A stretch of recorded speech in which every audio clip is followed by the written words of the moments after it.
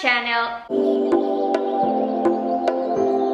Today I decided to talk to you about a little bit my fitness journey, how it started, how is it going so far, because since I started this YouTube channel, I just want you to show you a little bit about myself. Please, if you like this video, don't forget to subscribe and turn on notifications. Now, let's get to my journey. My journey did not start long ago. It actually started on December 2018, and I remember I told my family at that time I'm going to change my lifestyle because I really felt like really unhealthy. I did not feel good with my body, and it was not body image related at all. It was just that I didn't feel healthy. And as a little background, on August 2018, I was admitted for kidney problems because at that time I was under a lot of stress and I didn't have enough water. So yes, I was admitted for kidney problems and it never went back the same. Also, as a little background, I ate a lot of takeout. About 2, 3 to 4 times a week I will eat takeout because, as I said, I was under a lot of stress and I felt like I did not have time with myself. It was on December 2018 that I felt like my body was screaming, please change your lifestyle, like this will not be long term. So I remember I told my family that I was going to change my lifestyle. I don't think that they thought I will actually change my lifestyle from one day to another, because it's not common to change your lifestyle from one day to another. So yes, I actually did. That day that I told them that I was going to change my lifestyle, I downloaded the Sweat app because I've heard really good comments about it. So I just said I was going to download it and I started to work out that day.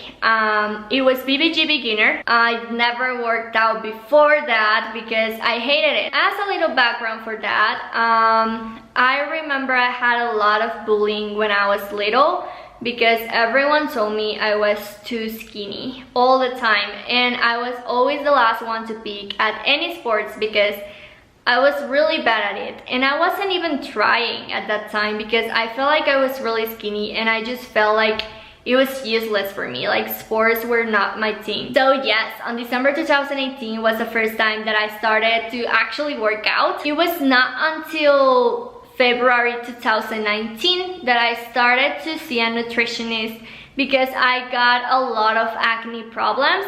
So I went to a nutritionist to see what I was eating that was not like good for me, and we realized that I was actually allergic to protein powder.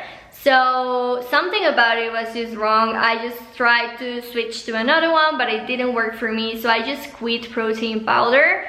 And I just continue like doing these diets that she gave me, so that way I felt like I knew what I was eating and I already also have my workouts at home. So for me that was that meant I was healthy. The thing is, she started to talk about body image. It was something that I've never thought before. To be honest, at that point I was only thinking about my health. I really wanted to feel healthier. So when she started to talk about body image, I guess I've never had it on my head before, and when I started to see all these pictures of all these girls that looked fit, I really got obsessed with that. And when I said fit, I meant more like strong. And as I told you, I had a lot of bullying when I was little, so for being skinny. So for me, thinking about getting stronger was a really good goal for me. So yes, I remember that was the time that I started to think about body image. So she got me some fat burners to start this journey because she told me I needed to get rid of the fat and then I would start making muscle. And she also recommended me to get to the gym. So when I started this journey, I remember at the beginning I was really excited and really nervous because I've never been to the gym before. So I started to actually get myself to the gym. First thing in a lifetime, I started to get to the gym. It was really different. It was really hard for me at the beginning because I really thought that everyone would look at me, and it was not until a couple of months later that I realized that something was wrong with me again. The acne problems went back, and also I had a lot of problems with my period. my period started and it never ended for a whole month. So yes, something was wrong with me. I had a lot of pain, a lot of cramps, and I didn't know why. So I went to a gynecologist on April 2019. I went to a gynecologist and I realized that I had ovary cysts, multiple ovary cysts. So my ovaries did look like grapes. I had a lot of cysts. So we realized that the cysts were because of the fat burners. We made a little research about them and realized that they were not certified at all, and that there were a lot of suits against these fat burners because a lot of people had problems with them. And I did not realize it. I remember I was really disappointed at that time because I felt like I disappointed my body, because at the beginning my main goal was to get healthy, and then I gave my body these fat burners and just killed it all. Yes, I was really scared at that time. I didn't know what was going on. So I just called a nutritionist, canceled my next appointment, and never went back. I remember I told myself that I would just continue my fitness journey by my own. There's a lot of information on social media that I could get my hands into, so I just remember I told myself that, and I never went back to a nutritionist. So yes, at that time I stopped working out because I had a lot of pain, so I just quit working out and I didn't want to do so. I was a little bit depressed and a little bit disappointed with this whole journey. The only thing I kept doing was the meal prepping because I just wanted to feel healthy. So as I said, I went on social media like a lot, constantly, and I realized a lot of people were getting into calorie counting. So for me, that was a changer because I've never thought about it before, but it was new, and I thought that that would help me to get through my journey by my own. At that time, what I said is I just want to get this fitness journey by my own, and I'm going to accomplish it by my own.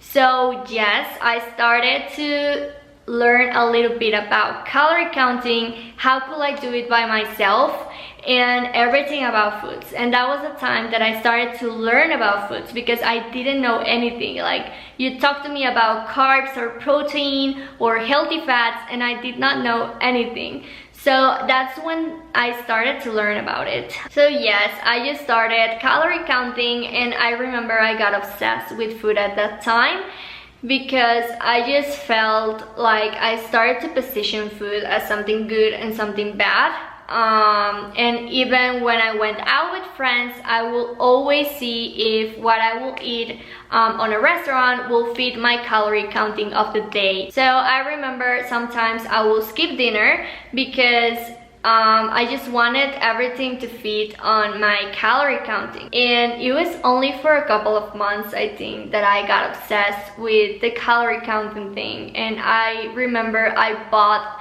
a lot of ebooks and trainings about it, and I spent a lot of money on it. So after a couple of months, I quit calorie counting because, as I said, I got really obsessed with food.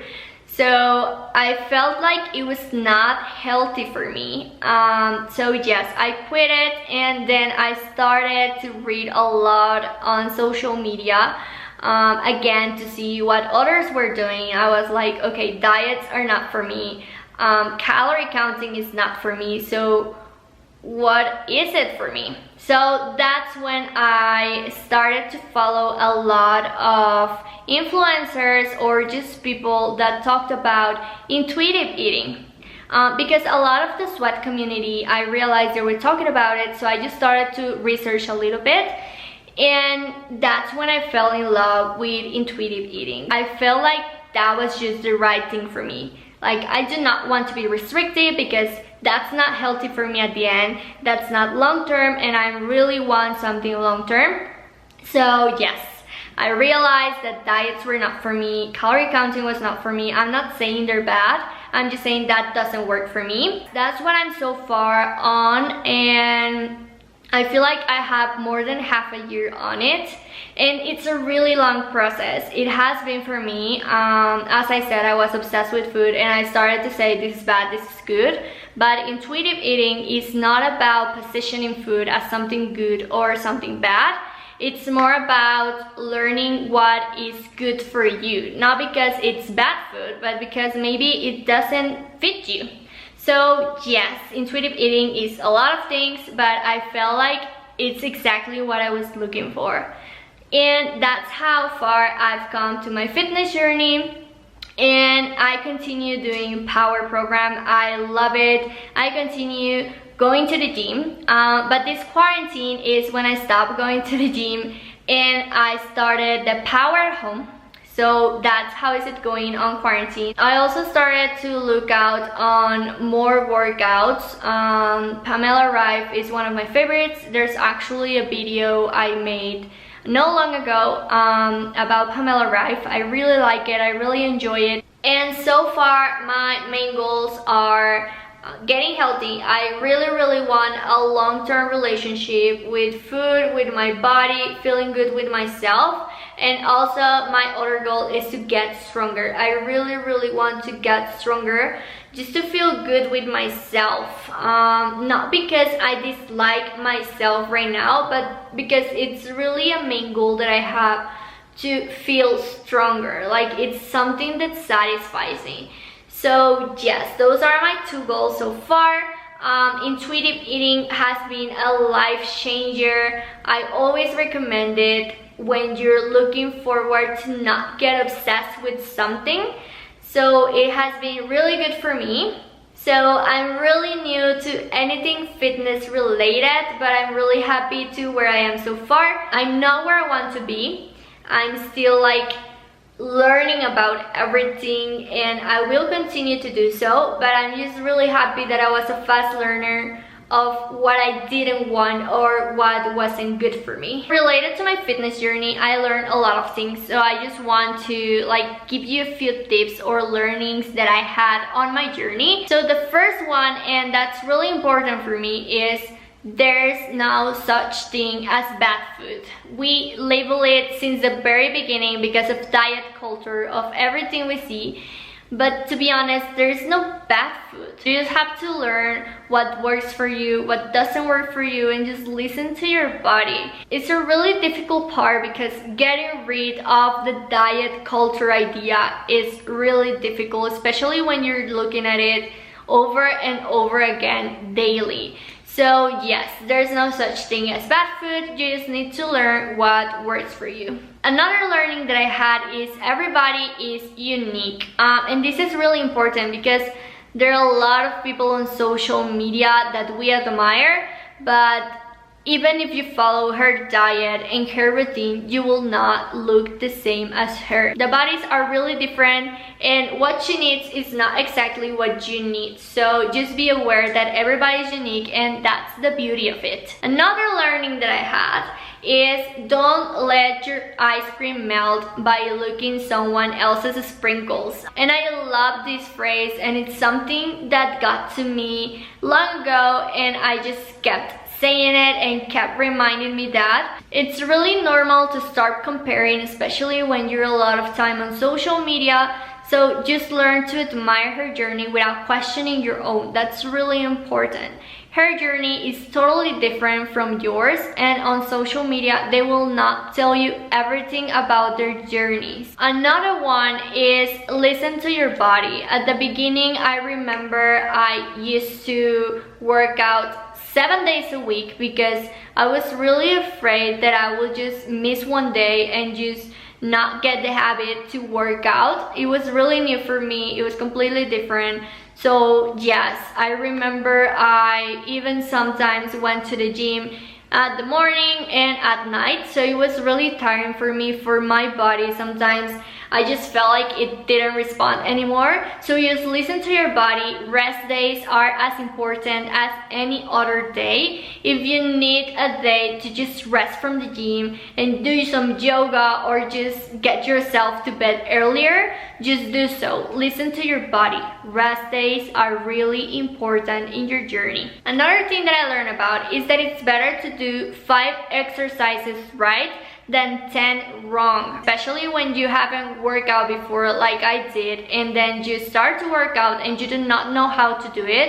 It's really important to learn how to do each exercise, because that way you won't hurt yourself, and that way it will be far more effective if you do it correctly. So just please be careful with that, especially when you haven't worked out before and you start working out. These are like 5 learnings that I had through my journey. This was a little bit about my journey, how it started and how is it going so far.